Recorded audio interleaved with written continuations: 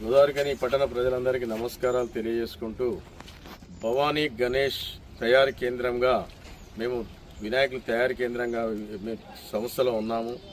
So ఇప్పటి వరకే భారీ ఎత్తున వినాయకులు తీసుకురావడం జరిగింది.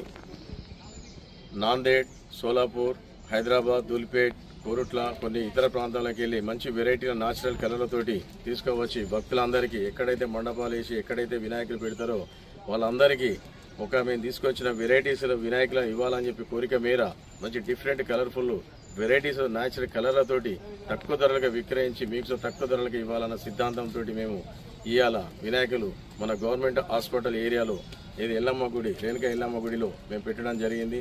నన్ను పతంగిరవి అంటారు.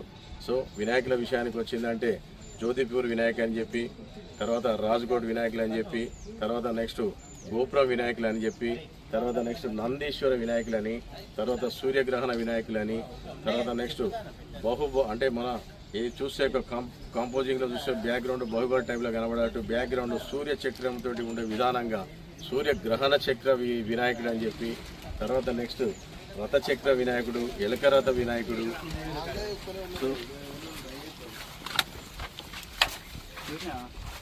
లాల్బాగ్ వినాయకుడు అని చెప్పి, తర్వాత నెక్స్ట్ రాజసింహ వినాయకుడు అని చెప్పి, తర్వాత సిద్ధిపీఠ వినాయకుడు అని చెప్పి, ఇట్లా రకరకాల చెప్పుకుంటూ పోతే మా దగ్గర 150 వెరైటీల విగ్రహాలు దిగడం జరిగింది. 5 ఫీట్ల 4 ఫీట్ల విగ్రహాల నుంచి 11 నుంచి 12 ఫీట్ల విగ్రహాల వరకు హైట్తో ఉన్నాయి. వెడల్పు వచ్చిందంటే 4 నుంచి 12 ఫీట్ల వెడల్పుతోటి వెర్తు. సో ఇన్ని రకాల డిఫరెంట్ డిజైన్లతో తీసుకురావడం జరిగి మీ అందరికీ ఇవ్వడానికి మేము సిద్ధంగా ఉన్నాం. తొందరగా వచ్చి మీరు బుకింగ్ చేసుకోవాలని చెప్పి మా యొక్క కోరిక. లాస్ట్ అవర్స్లో వచ్చి మీరు వెరైటీస్ కావాలంటే దొరకదు కనుక ముందు వచ్చి అడ్వాన్స్ చేసుకున్న వారికి మీకు అనుకున్నట్టుగా రేటు దొరుకుతాయి, అనుకున్నట్టుగా వినాయకులు సుధా కలర్ఫుల్ దొరుకుతాయని చెప్పి నా యొక్క మనవి.